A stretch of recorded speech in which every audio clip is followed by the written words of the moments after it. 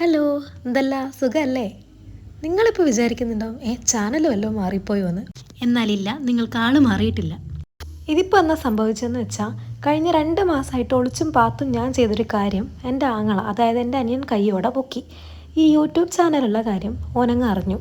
എൻ്റെ 2-3 വീഡിയോസ് കണ്ടപ്പോൾ തന്നെ നിർത്തിയിട്ട് എന്നോട് അവൻ ചോദിക്കുക, എനിക്ക് നീയായിട്ട് വീഡിയോ ചെയ്തൂടെ, നിനക്ക് നിൻ്റെ സ്ലാങ്ങിൽ വീഡിയോ ചെയ്തൂടെ, ഇതിപ്പോൾ എല്ലാം കൂടെ മിക്സ് ആയൊരു സ്ലാങ്ങിലാണല്ലോ നീ ചെയ്യുന്നതെന്ന്. ആലോചിച്ചപ്പോൾ അതും ശരിയാണ്. പിന്നെ ഓൻ ഭയങ്കര സപ്പോർട്ടാണ് നമുക്ക് ഈ വീഡിയോ എടുക്കാനും കാര്യങ്ങൾക്കൊക്കെ. കാരണം ആദ്യത്തെ ചാനൽ വിചാരിച്ച പോലെ ഒരു വിജയമാകാത്തതിൽ ഏറ്റവും സങ്കടം ഓനായിരുന്നു. എന്തായാലും വേറെ ആരടുത്തും ഈ ചാനലിൻ്റെ കാര്യം പറയൂല എന്ന് ഓൻ എൻ്റെ അടുത്ത് പ്രോമിസ് ചെയ്തിട്ടുണ്ട്. പിന്നെ ഞാനും വിചാരിച്ച് ഞാൻ എൻ്റെ സ്വന്തം സ്ലാങ്ങിൽ തന്നെ വീഡിയോ ചെയ്യാം. പക്ഷെ പുറത്തെല്ലാം പോയി കുറച്ച് കാലം നിന്നിട്ട് വന്നതുകൊണ്ട് പല വാക്കുകളും പുറത്തതാണ് വായിലുള്ളത്. എന്നാലും കുഴപ്പമൊന്നുമില്ല, അങ്ങനെ ഓട്ടോമാറ്റിക്കായിട്ട് വന്നോളും.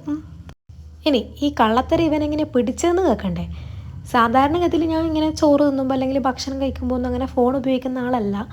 അപ്പോൾ ഞാനിപ്പം കുറച്ചായിട്ട് ഈ കഴിക്കുന്ന ഫുഡിൻ്റെതും പോകുന്ന സ്ഥലത്തിൻ്റെതും പിന്നെ പല കാര്യങ്ങൾ, അതായത് ജാമ്പക്ക മരം, വീട്ടിലെ പച്ചപ്പ്, സൂര്യൻ, ഇതെല്ലാം എടുക്കുന്ന കണ്ടപ്പം ഇവനൊരു ഡൗട്ട് വന്ന്. അതുപോലെ തന്നെ 1-2 തവണ വോയിസ് ഓവർ കൊടുക്കുമ്പോൾ ഇവൻ കയറി വരികയും ചെയ്ത് ഞാൻ ഫോൺ മൊത്തം ഓഫ് ചെയ്ത് വെക്കുകയും ചെയ്ത്. അന്നേരത്തും ഇവന് ഡൗട്ട് അടിച്ചു. പിന്നെ ഒരു ദിവസം ഇതുപോലെ ഭക്ഷണത്തിൻ്റെ ഒരു വീഡിയോ എടുത്തുകൊണ്ടിരിക്കുമ്പോൾ ഇവൻ കയറി അതിനിടയ്ക്ക് കൈവച്ച്. അപ്പോൾ ഞാൻ കൈവയ്ക്കില്ല എന്നൊക്കെ പറഞ്ഞ് കൈ തട്ടി മാറ്റിയപ്പം അവൻ പറഞ്ഞു, കുഴപ്പമില്ല, മല്ലു വില്ലേജുകളിൽ ഇടേണ്ടതല്ലേ എന്ന്. അത് കേട്ടപ്പം ഞാനൊന്ന് ഞെട്ടി. അപ്പം ഞാനും ഒന്ന് ഞെട്ടി. അപ്പം ഞാൻ ചോദിച്ചാൽ എനിക്കെങ്ങനെ അറിയാം?